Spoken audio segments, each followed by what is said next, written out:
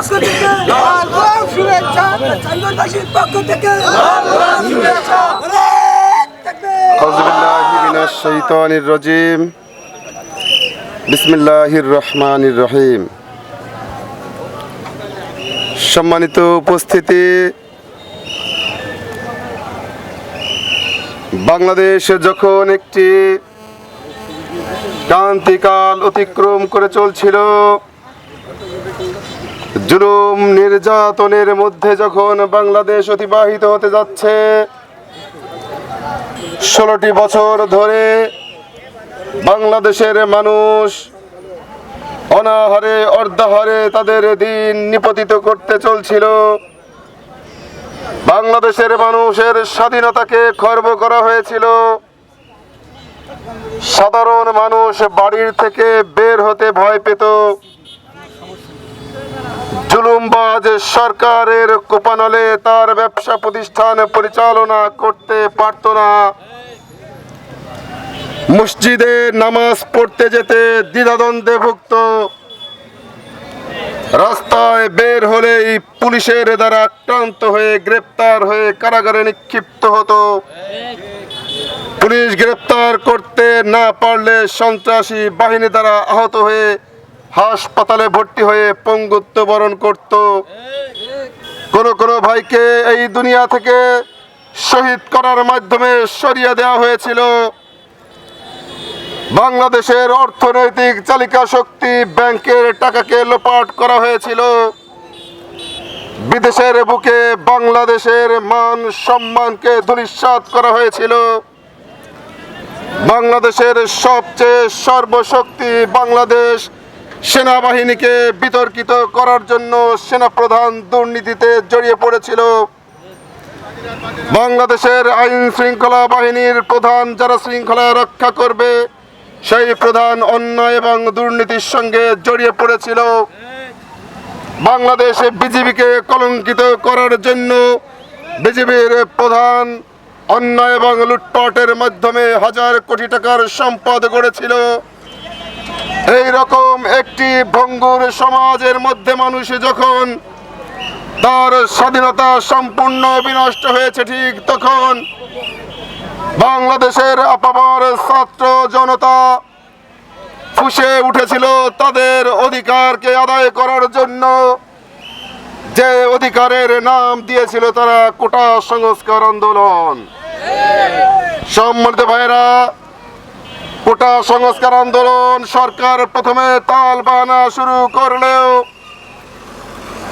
ছাত্র জনতার চাপের মুখে কোটা সংস্কার আন্দোলন সম্পূর্ণভাবে মেনে নেওয়ার পরেও ছাত্র জনতা তথা বাংলাদেশের মানুষ মনে করেছিল এই কৌশলী শয়তান চক্র তারা শুধু কোটা সংস্কার করে আবারও যেন আমাদের ঘরে বসে ওই সকল দুর্নীতির কাজ করতে না পারে, সেজন্য এই সরকারকে বাংলাদেশে আর কন্টিনিউ করতে দেয়া যায় না। সুতরাং সেই দাবিকে বাস্তবায়ন করার জন্য এক দফা নিয়ে মাঠে নেমেছে শুধু ছাত্র নয়, শুধু শ্রমিক নয়, শুধু পেশাজীবী নয়, বাংলাদেশের সমস্ত সেক্টরের মানুষগুলো এক দফা হাতে নিয়ে এই সরকারকে টেনে হিসড়ে নামিয়ে দিয়ে বাংলাদেশকে একটি সুন্দর স্বাধীনতা এনে দিয়েছে। আমরা এখন সেই স্বাধীনতার মধ্যে বাস করছি।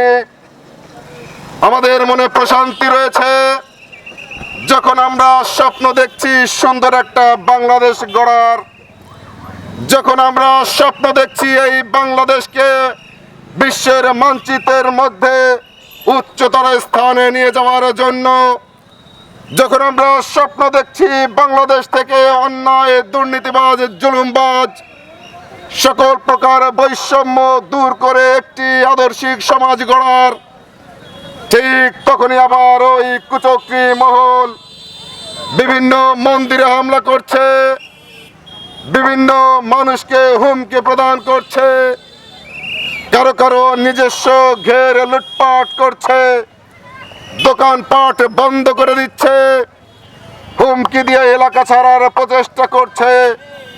যারা সকল কাজের সঙ্গে জড়িত রয়েছেন তাদেরকে স্পষ্টভাবে বাংলাদেশের জামাত ইসলামীর পক্ষ থেকে বলে দিতে চাই, আপনারা হয়তো অনেকেই জেনে থাকবেন যে ছাত্রের মৃত্যুকে কেন্দ্র করে সারা বাংলাদেশ নয় সারা বিশ্ব ফুঁসে উঠেছিল। সেই ছাত্রের নাম হচ্ছে আবু সাইদ। এই আবু সাইদ ছিল ছাত্র শিবিরের একজন নেতা।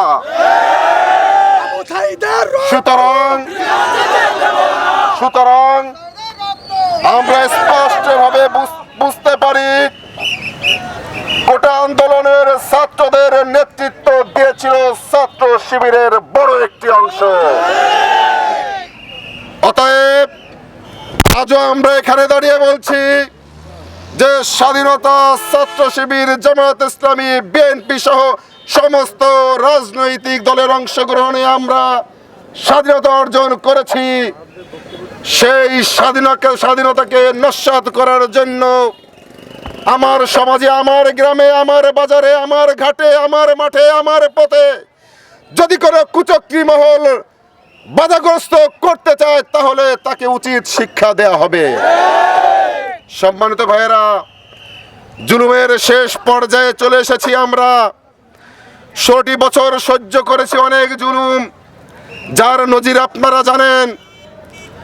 আজকেও সকালে গিয়েছিলাম পিরোজপুরে, আমাদের বাংলাদেশের নয় আন্তর্জাতিক খ্যাতি সম্পন্ন আলেমে দ্বীন, যাকে পৃথিবীর আনাচে কানাচে ঘুরতে দেখেছি, মানুষকে কোরআনের পথে দাওয়াত দিতে দেখেছি, যাকে হত্যা করেছে এই সরকার।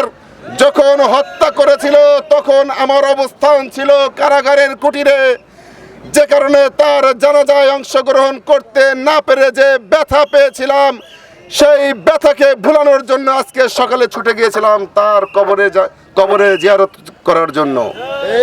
প্রিয় ভাইয়েরা, 16 বছরের এই জুলুমের মধ্যে আমার মতো ক্ষুদ্র একজন কর্মী জামাত ইসলামী এবং ইসলামী আন্দোলন করার কারণে এই সমাজে আদর্শ প্রতিষ্ঠা করার জন্য, সমাজে সমস্ত মানুষের সঙ্গে সুসম্পর্ক বজায় রেখে সুন্দর একটি সমাজ বিনির্মাণ করার জন্য যখন সামনে এগিয়ে চলছিলাম, তখন স্বৈর শাসক আমাকে একের পর এক গ্রেপ্তার করে দীর্ঘ 5টি বছর কারাগারে আটকিয়ে রেখেছে।